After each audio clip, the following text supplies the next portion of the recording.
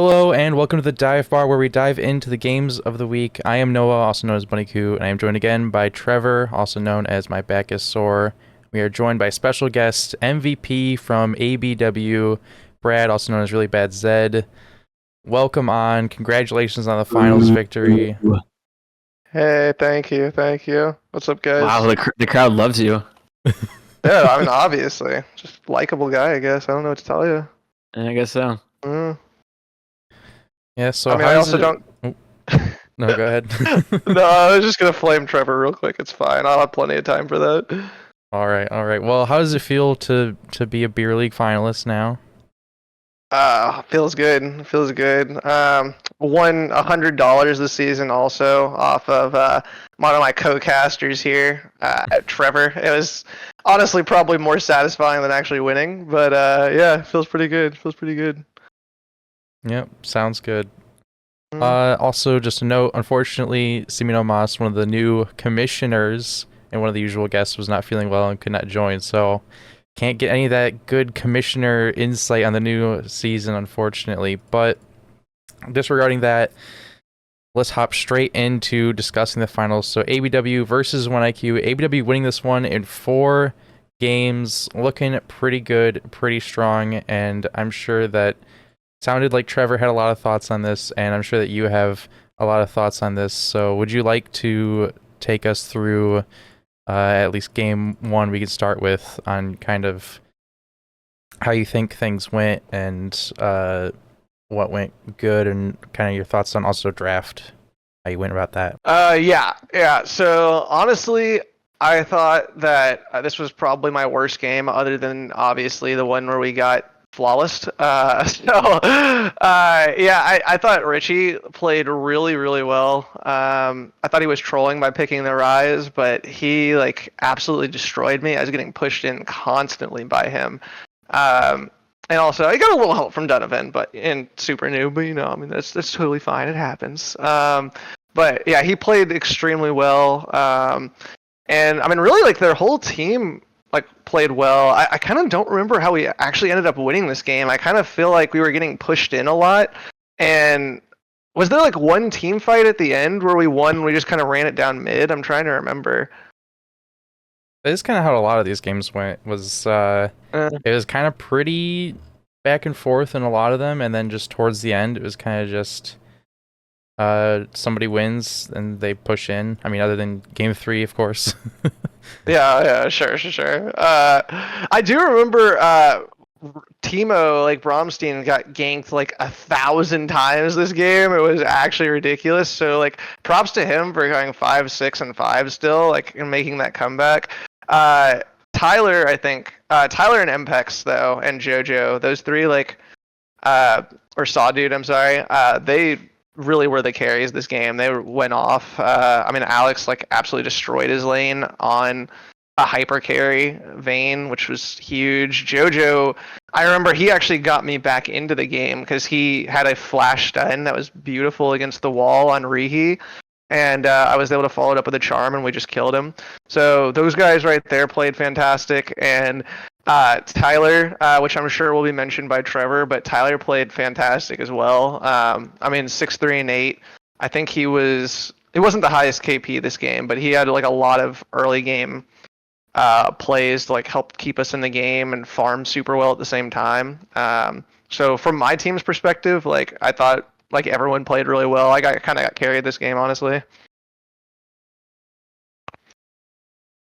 Yeah, I do agree on you saying like you mentioned JWM had like a really good flash stun. I feel like Mpex on both of their Vayne games found really good stuns, and JWM was like beautiful on the Poppy. I think game 2 especially, I was just like, man, keep this person off Poppy. Even though game 2 they were kind of getting bullied. Game 1 was better. Game 2 though, even though they were getting bullied, it still looked really good. And yeah, I really love JWM's performance in the Poppy those games.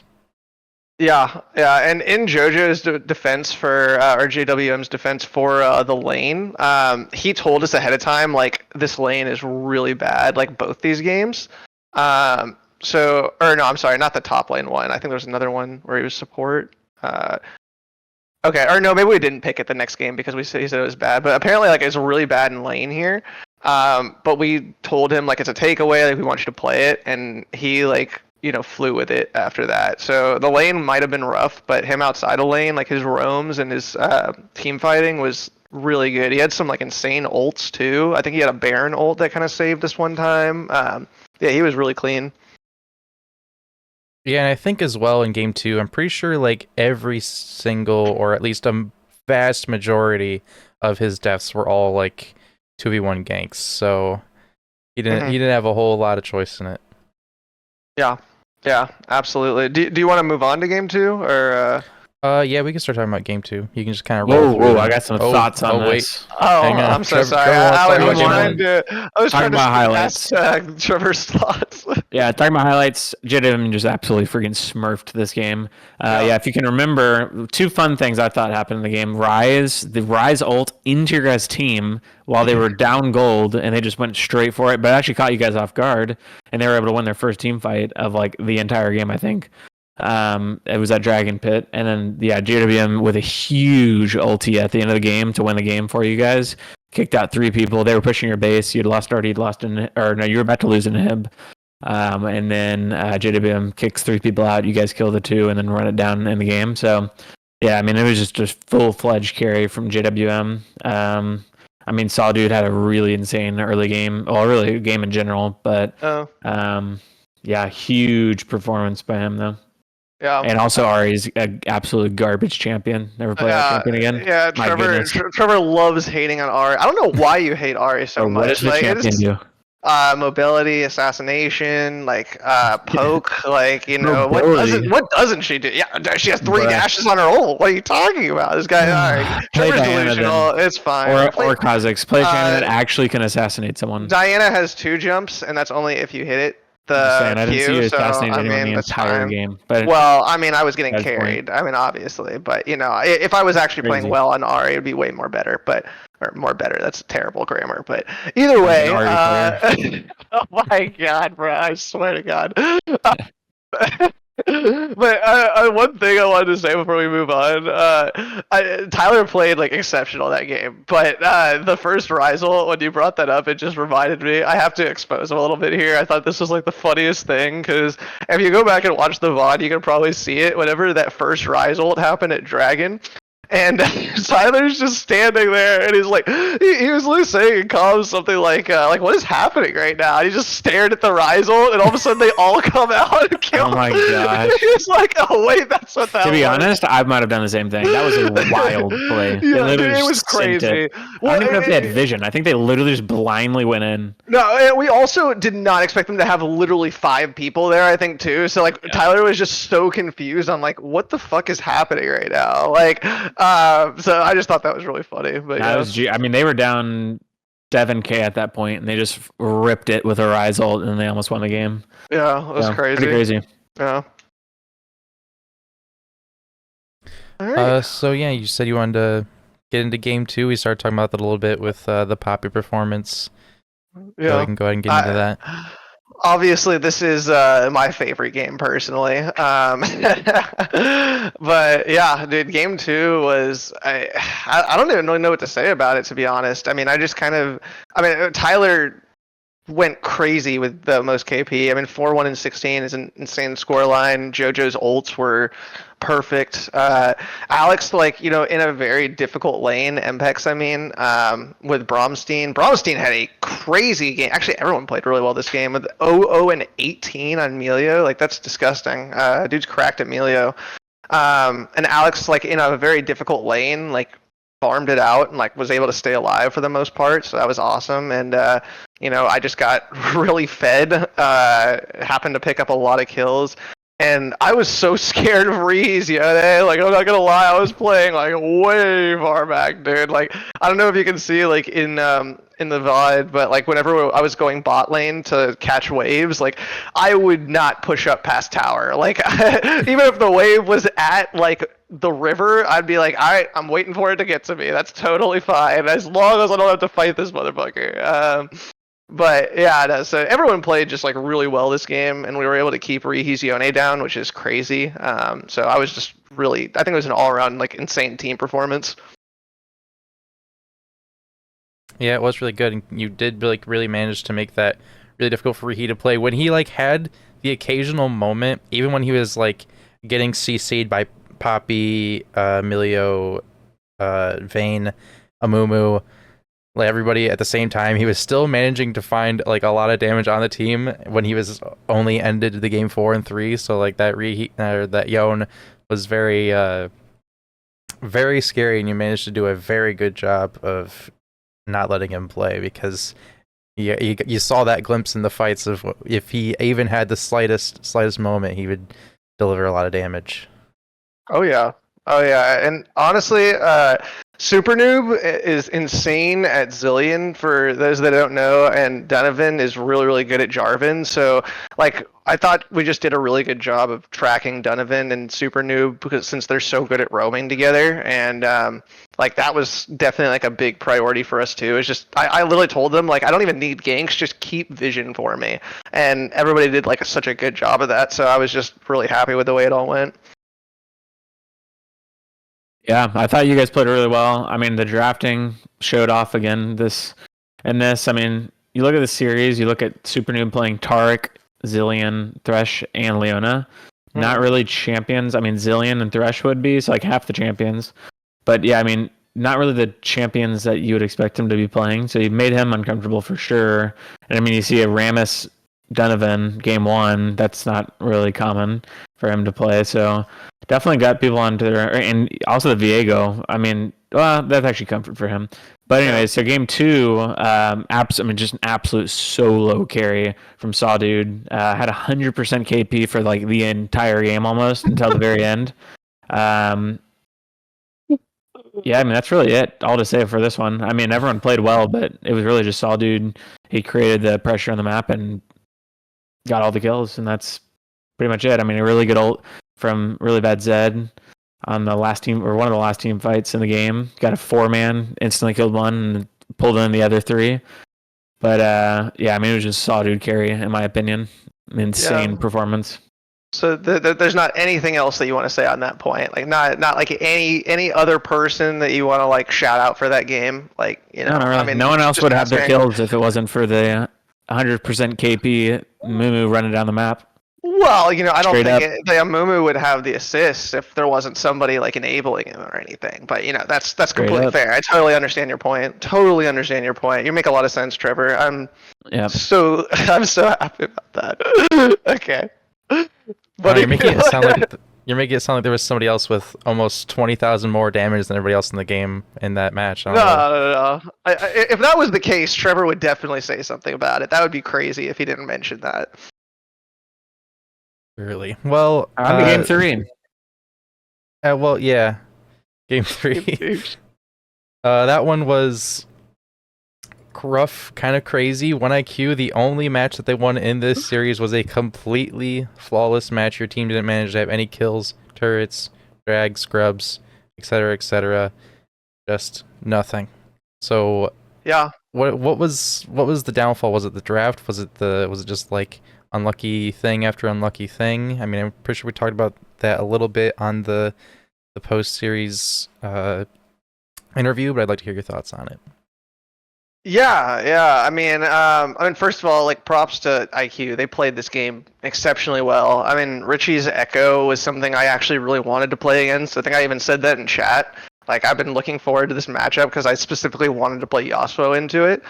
And he just played it really well. I mean, he never let me like, because I just wanted to fight him, but he had like a very good awareness of you know, what his damage was and going in and out. So he played it insanely well. And then Tyler is actually, Sawdude is really good on Warwick.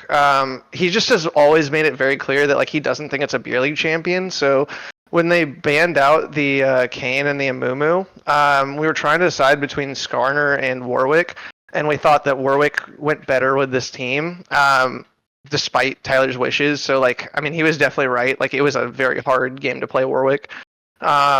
And I mean, Alex. I mean, for as hard as it is to say, 0-1 is actually pretty insane, considering we all had like 6 deaths.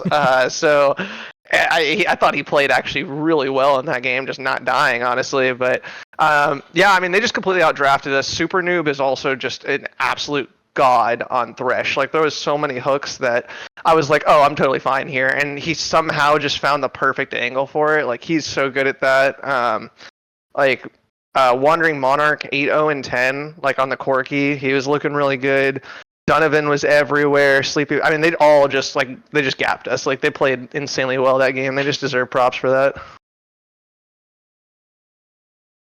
Yeah, agreed. I think it's similar to the last game. The jungler ruled again, and this time not for ABW, but yeah, Donovan 25 out of 27 KP. I mean, that is insane, especially on a Jarvan. I mean, like, yeah, he has AoE, but you know, I don't know. He's just usually engaging on one character, so that's pretty impressive. And yeah, I mean, Super Noob looked clearly insane on the Thresh. He looked, I mean, the whole team looked good, but I would say Super Noob and Donovan definitely looked the best. And these, in this game, I think that's why they got such a large lead, and I think that's why they were able to control it for the entire game. So really well played. I agree. I thought Donovan played so well this game, but I think Super Noob actually, even though he had less KP, it was honestly the main carry here. His roams were just because you always expect the jungler, right? Like, you never expect the support there. So like, his extra presence and everything was just really felt. And I mean, you always have to at least flash if he ganks you, because he's gonna hit the hook every time. That's why we banned it every other game. Yeah, Super Noob did really good in game 3. Like, I remember when we were casting it, like, he was doing so good at like holding his hooks for after the flays, and whenever he was throwing hooks, he was hitting them like almost every single time. It was like really impressive to watch. And that's something else I wanted to mention, is that, like, man, both supports, Bromstein and Super Noob, in this series were like crazy. Especially, you mentioned it before, Bromstein on the Milio is like insane. In both of his games, he had crazy high KP, like almost the best or second best in the games. So it was like really impactful. The Bromstein Milio was pretty crazy, and then Super Noob, obviously, as you said, the Zillion, the revives were great, and then his Thresh was menacing, and then even in game 4 that they lost, the Leona was pretty good too. Yeah, dude. There was one play in game 4 when Super Noob ganked me. I almost killed him and Rihi, and then on like 1 HP, he ulted me to finish me off, and I'm not gonna lie, I almost FF'd in that moment. I was pissed. So he definitely played it well. Yeah, I remember but I mean, one. both the supports did it really well, like you said, and Bromstein had an insane series. Yeah. Super Noob had a really good series as well. But yeah, and I liked how you guys adapted a draft. I mean, like, coming in with the game plan of banning Seraphine Swain, but then you see that, okay, well, if we ban the Poppy, if we want to ban the Poppy over the Thresh, we allowed the Thresh through. We saw what the Thresh did, so now we're going to ban the Poppy and the Thresh if we're on the red side, and we're going to ban the Jarvan, which is an adaptation that you guys made during the series, and then they don't even pick the Seraphine or the Swain, which is kind of surprising if that's something they like to play a lot, that they wouldn't pick either of those champions in game 4 when they're both left open. But yeah, I thought you guys did really well drafting wise too, just adapting throughout the series. Yeah, thank you. We definitely, like, usually our prep consists of like talking about draft for 30 seconds before the game, and then we make like last second decisions on what we're gonna pick. So this time we actually we prepped a lot. Like, we're putting it through like a draft simulator, and we were seeing like, okay, what is our % chance of winning if we get like this draft versus this draft, and like we went hard with it. So like we definitely did the preparation. So I'm glad it showed. Well, speaking of the draft prep, let's move on into game 4. You got swapped over to red side for the first time this series, and finished up the series obviously here, but also for the first time we saw some big changes in the ban. Every game, as Trevor said, we're seeing Seraphine, Swain, Thresh as the first 3. The one game where you don't ban Thresh, Yeah, flawless. So, but now there's like kind of you bring the Thresh band back, but now you've changed up the other two bands to the Poppy and the Jarvan. So, was this just a kind of a red side thing, or was this just like a full adaptation? You want to drop the Seraphine and Swain? So it was actually half and half because so we came into it knowing that we were like Poppy was pick her ban, so we were gonna pick her first on blue side and always ban it on red side. So the Poppy we came into it knowing we were gonna do that. The Thresh we also knew like we do not want to see a Super Noobs Thresh. I don't know why we let it through on game 3. Like honestly, like we must have like lobotomites like running our draft in that game or something. That was pretty bad. But like yeah, and then the Jarvan was like, I mean, let's be honest, like Donovan was just taking a fat shit on our chest with Jarvan the last couple of games, so we were like, yeah, we got to get rid of that too. Yeah, so I did kind of like that. I'm assuming because you mentioned earlier that uh JWM didn't want to play Poppy into certain lanes, and it seems like that might have been like why you banded away game threes because you didn't want to pick it anymore. And so, I don't know if that's like actually the logic there, but Yeah, game 3, honestly, like it's hard to explain how we actually came to this point because I mean, I think we picked the Jinx and the Soraka early, so we knew that Bromstein was going bot. I think that the reason we played Soraka instead of Emilio was because it's just better with Mpex or with Jinx. I'm sorry. So that kind of like switched things up. And then Rihi actually early picked the Echo, so I was like, well, I know exactly what I want to pick into this. So like that's how the Yasuo came, and then after that we need like so everything just kind of filled out from there. And I think with us changing our strategy, like we hadn't really prepared for this as much. And so we all just kind of like our whole comms like kind of fell apart, and I think we just kind of like got run over. We weren't really like prepared for that situation. yeah, that sounds pretty logical. Things did kind of like spiral down. I'm pretty sure that Mpex even kind of said it in the post game interview. I believe it was Mpex we had on for the interview, right?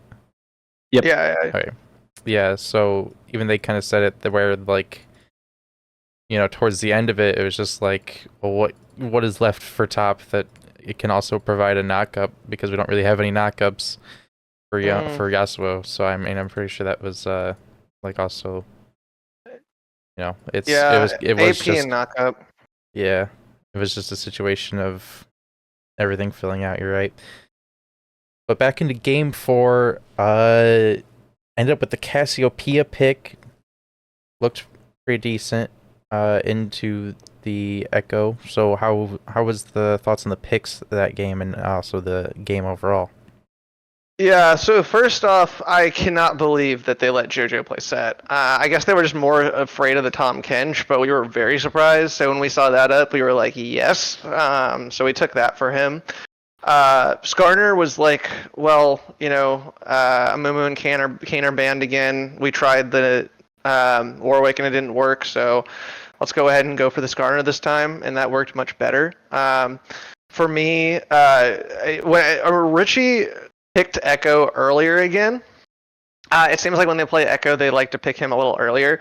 So I knew exactly what I wanted to play in that situation. Cassio is really hard for assassins, like specifically like Echo, to deal with because he can't use his ult or his what's it? His E in the thank you. His E in the W for Cassiopeia, the purple stuff. So really, I felt super confident in that, and I was pushing him in a lot. He played really well. Like him staying within 35 CS of me is actually crazy on that champion. That's a really hard matchup.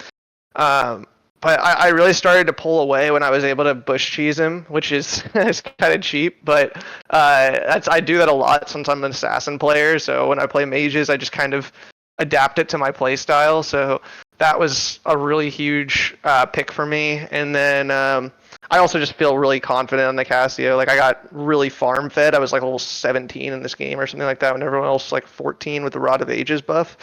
So that was good. And then Alex is just insane on any AD carry. Like, give him Jinx, give him Vayne, give him Corki, whatever it is. He's going to be consistent and do well. And Bromstein on his Emilio again, just messed shit up. Like, he was just good. Only one death, 18 KP again. Like, dude's crazy on that champion. And also, fuck Andrew. That dude roams way too much. Yeah, that was pretty well said. I mean, that was just a good team effort in the last game. I don't think anyone necessarily stood out to me. I mean, clearly you played well and Impex played well, and or Sawdude played well. Sawdude did play pretty well. Wasn't his best game of the series or anything, but yeah, I mean, I thought you guys played pretty well. I think it was kind of a dirty game or a messy game. Some positional errors from you and Impex.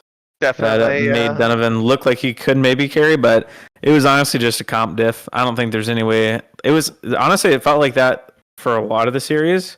It felt like they have to literally be up like 5k gold by 10 minutes or this game's over. Like, they're just going to get outscaled every single time, which is a great example. Donovan couldn't do anything. He's melee. Echo couldn't do anything. He's melee. Like, it's impossible to play into Emilio, Jinx, Cassiopeia. Then you have two beefcakes and Set and Skarner. And in the cast, I also said that I was confused why they would not ban Set there. But clearly they wanted to prioritize the Tom and the Mordekaiser. But yeah, I mean, I think that was a big story of this series that maybe is going to be overlooked in the long run of things. Is just the draft. Like, multiple of these drafts just felt like over before it ever started.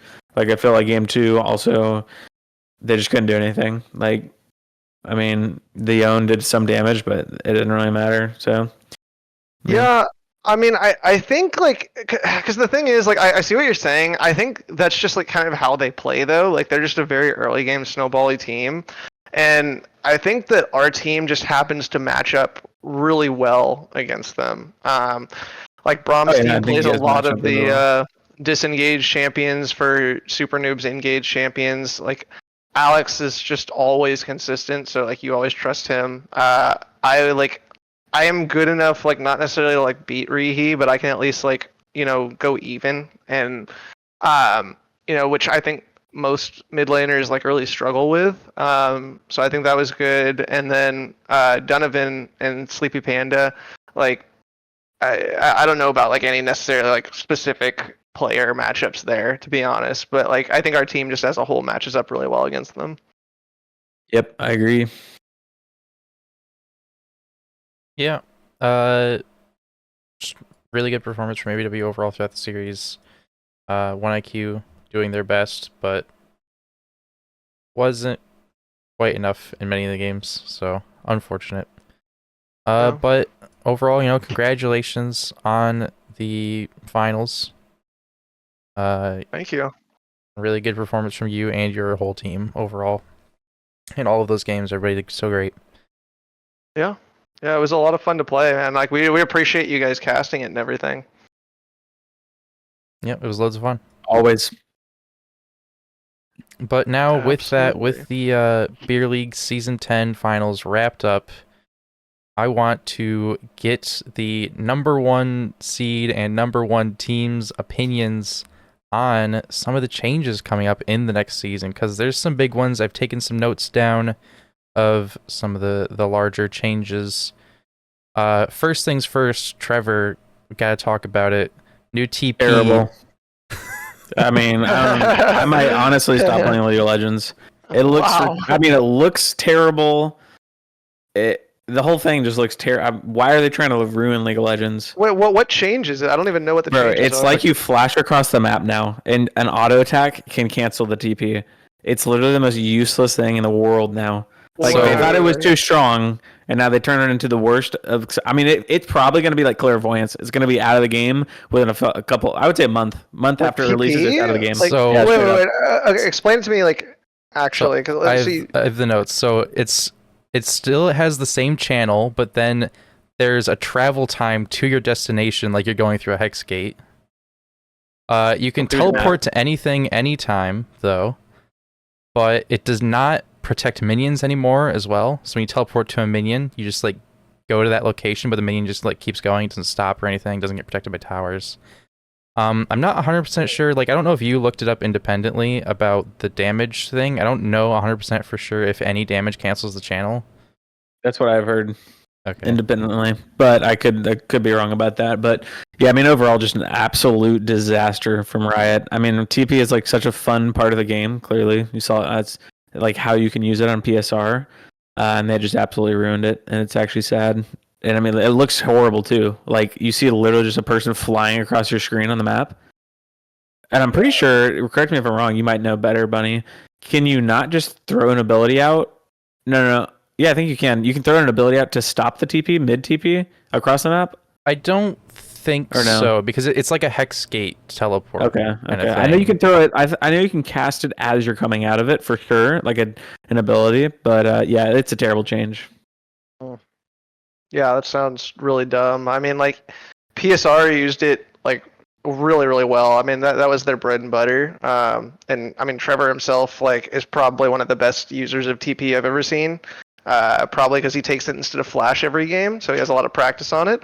But I mean, just for everybody, like, I mean, one of my favorite plays ever is like whenever you're able to like TP into a team fight and turn it around. And I mean, any competitive set like is going to use that quite a bit. So that's really disappointing that they're doing that, honestly.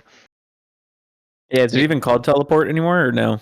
Yes, it's still called teleport. It has a slightly new icon, but it's still teleport. And they still have unleashed teleport as well, which makes the travel time faster. But that's the only thing it changes. Oh, okay. Interesting. But yeah, Riot has said for a while that they are not really a fan of teleport and how strong it is in the game, and they've wanted to do something about it. So I guess this is what they're trying. I don't understand that. I think it's like one of the coolest parts of the game.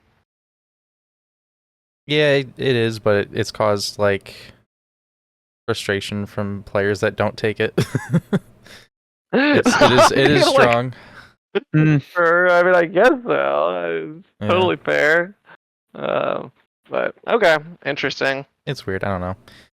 Yeah. But anyways, another change that I think is probably extremely overpowered and also makes the game extremely early game focused and probably pretty snowbally because of that is they're adding a whole new tier of boots.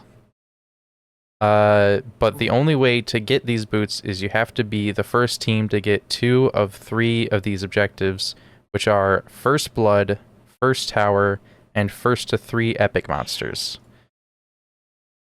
So why did they have to make the game like literally the most complicated thing on the planet? Like, and then they look at it and they're like, I wonder why we're not getting new players. Like, exactly. Yeah, I mean, what are we even what did you even just read out? Yeah, I mean, they're probably sitting over there at Riot, like, it's probably like our graphics are bad, or like we have like, you know, Cassante is OP again, or something like that, when in reality they're just completely fucking their own game, but, I mean, whatever. I don't even know what that means, what you just said. What even, 3 dragons? First to 3 Basically, you have epic to solve a monsters, calculus which includes problem. What is grubs. an epic monster? It includes grubs, Rift Herald, and dragons, and Baron. So if you get a singular grub, that counts as 1? It counts as 1, I'm pretty sure, only once. So if you take 1 grub, you get 1 contribution towards that. It probably counts as like 0.033 repeating, of course. Like, that's right. That sounds also like a terrible change in my opinion. I don't know if it's like you could take 1 from each set to contribute as 2. I don't know if dragons can each count as 1 contribution towards that. I'm not 100% sure how that exactly works. So, anyways, once you're the first team to get 2 of the 3 of those, because only 1 team can get those. Right. Goodness, my cat. Then you get, I think you get a small upgrade on your tier 2 boots, but then you also get, which I think is just like some move speed or something, which is good, but it's like a small upgrade. But then you get access to tier 3 boots, which you can't buy immediately, but you can buy it once you have, I believe it's 2 legendary items and your tier 2 boots, then you can buy tier 3 boots. So Bro, are you memeing us right now, or is this real? I'm not. Oh my Crazy, gosh, bro. Riot is so dumb. you have to close your eyes, do a circle 3 times, say Bloody Mary, solve a calculus problem, and then do rocket science. And then you get tier 3 boots. That's And all. you have to type out in all chat what the pi is. Yeah. Every single number of it by memory. Every single game. I mean, like, what is going on right now? That's really stupid, dude. Oh That's my really dumb. But anyways, the tier 3 boots are as follows. So Swifties gets more % move speed. Synchronized Souls, or like the sort of mobility boots, or the recall boots, whatever you know them as, gives more % move speed out of combat and also a flat move speed bonus. Okay, gotcha. The attack speed boots give % move speed on hit. Did I skip one? I think I forgot to write one down here, but I remember it. The cooldown boots also give % move speed on ability hit. And I haven't been saying the exact percentages for these because they vary depending on melee and ranged, and also these are over a month away from coming out, so the values could change a lot. But anyways, 3 more boots. So Sork shoes, the magic pen boots now also give % magic pen on the tier 3. Not just the flat magic pen, but also percentage. I think it's 10% right now. And then the armor boots and magic armor boots give on-hit shields for their damage types. So armor boots gives an on-hit physical shield, and magic boots gives an on-hit magic shield. And the cooldown's currently like 10 seconds. So every 10 seconds, when you get hit by something, you just gain a shield against it. What boots are those? The armor boots and the magic resist boots. That's wild. Okay, so sounds wild. Swifties are basically like a Cloud Dragon, or a Cloud Soul. Armor boots are a Mountain Soul. Attack speed boots, I guess, are just that's stupid as fuck. That's so dumb, dude. Yeah, so right now they're pretty strong, and only one team gets them. Keep in mind. And that team is whoever gets the 2 out of the 3 objectives, which was explained before. So it's gonna be very beneficial to be ahead early, especially because it gives you these boots. So I think it makes the game probably a lot more early game focused, and because of that, early game winning gives you these. It also makes it a lot more snowbally. But also Cassiopeia players, don't fret, because you also get a bonus when you unlock tier 3 boots, but I don't know what that bonus actually is. I didn't look into it too much. Probably get Elder Dragon. Nothing crazy. Probably just extra move speed. Not a big deal. I mean, like, I just have one thing to say. Where is the heroin that Riot is using right now? Because I apparently need some of it. Like, they got the good shit over there. They're very special. They're very unique and creative. That's all I have to say. Of course. Yeah, the boots they're pretty insane. I am very worried about them, and still over a month left. Maybe there's big changes coming to that, but PD, please. Who knows? Freak, what are you doing? But that's not even the craziest things. We've got one new item, only one new item, Bloodletter's Curse, which gives AP, health, and ability haste as its base stats, and it gives tank item. It gives % magic pen stacks on inflicting magic damage up to like 6. So I think it's like a 30% magic pen. It's kind of like Black Cleaver, but only for yourself and magical. All right, Mordecai's players are liking this. Yeah, it's finally like a good kind of AP bruisery item. They haven't had a lot of good ones, so it is kind of nice to get that out there. Yeah, I actually like that. I don't hate that at all. But now moving into probably, it's hard for me to say this is one of the more crazy changes since we've talked about boots, and I think that might be the craziest. But there's a whole new neutral objective now, a whole new epic monster, Atacon, who spawns at 20 minutes, with Baron being moved to a spawn at 25 minutes. Atacon spawns at either the top or bot river, depending on where the most champ damage has been in the game. So if there's been more fighting top, it'll be there. If there's been more fighting bot, it'll be there. Bruh, how many neutral objectives are we gonna add? I'm not gonna be surprised if in 15 they're gonna add Cthulhu as the next neutral objective. Yeah, what type of name is that? Like, can we not just call it like Doug or something? Like Anticon? Like what? I don't even know how to spell that. Or pronounce it. Yeah, I mean, I imagine it's something based on Noxus, since that's the theme of the Rift next oh my season. They probably just got some ancient pig Latin from like a dead fucking language. That's crazy. Yeah, so spawns at top or bot depending on where the action has been. In games with lower action, the team that kills it will get a one-time Guardian Angel, but when you're killed, it takes you to the fountain. So, interesting. Yeah, so it's kind of like an Akshan revive, but without doesn't give any gold or XP to the person that kills you. So how do they have time to think of this stuff? Like, I just don't understand. Yet they can't get the balance right. Yeah, of the champions, right? Like, you have Tom Kench literally one-shotting people as he's a tank right now in League of Legends. He's just running the Rift, and then they're like, all right, let's see, what's our next best idea? Guardian Angel. Everyone gets it, and all they have to do is they just kill an imaginary whatever called Anacon. Oh my gosh. Terry, you did it! League is saved! Bro, it's like... we gotta walk before we run, guys. Let's go out a little bit. You need Simi Nomas and the Riot headquarters as their commissioner. That's all I gotta say. Actually, dude, we need some real people over there. Fucking crazy. But that is what you get in the lower action games. Now, in the higher action games, it gives a different buff. It gives the team that takes it a permanent increase to epic monster buffs, such as Dragon Souls, and Baron. Things like that. I don't think it affects red buff and blue buff.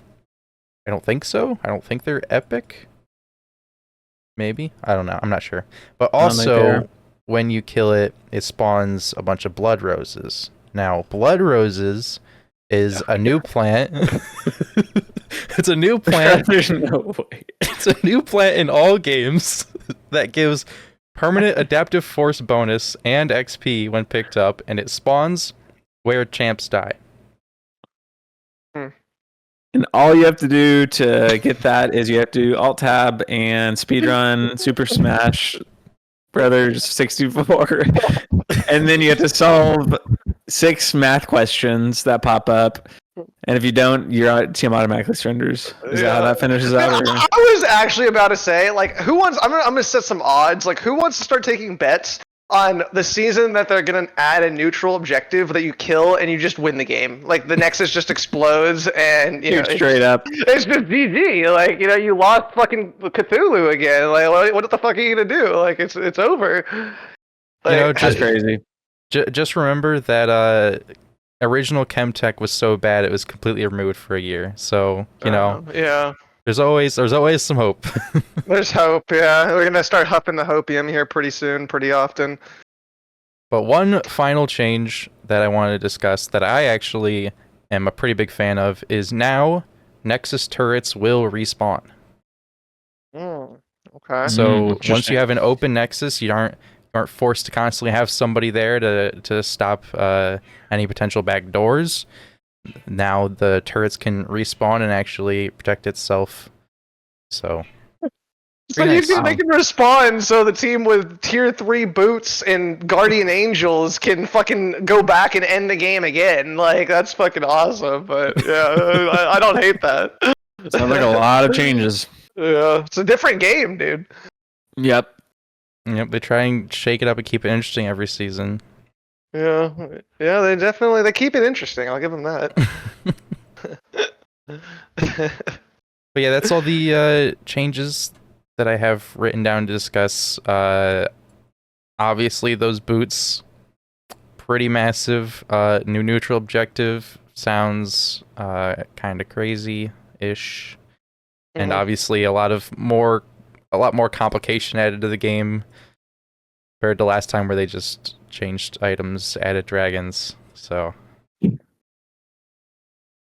Yep. Can't wait. It's gonna be fun. yeah, but that'll be it for this week of the dive bar and this season of the dive bar. Wait, I have one last question. Oh, okay. Very important. Okay.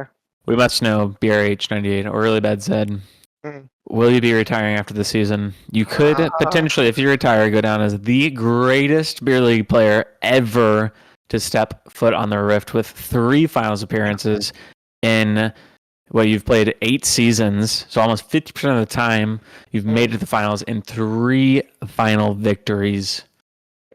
Yeah, I was waiting for this question actually. Oh man, I honestly. And on top of that, the first player alongside Impex to ever have back-to-back beer league finals victories.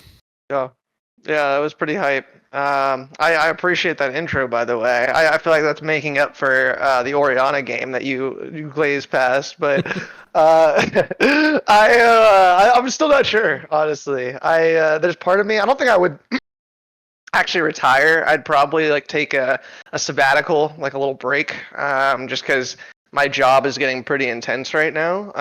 So I am considering stepping down for a season or 2 and focusing on my personal life. Yeah,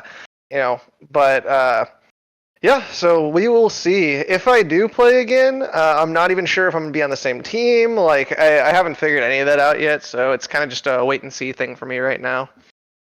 Fair enough. Very neutral answer. Yeah, I gotta keep it cryptic. Keep people guessing. Never know. Let them know your next move. You are PA trained. Yeah, there you go. That's exactly right. Well, very exciting. Very exciting. And now with that wraps up the dive bar, this episode and the season of the dive bar. It's been a lot of fun. Thank you so much to my cat's falling. Thank you so much to Trevor and Tyler Simonomas for helping me out throughout the season, being on episodes. Thank you to the guests.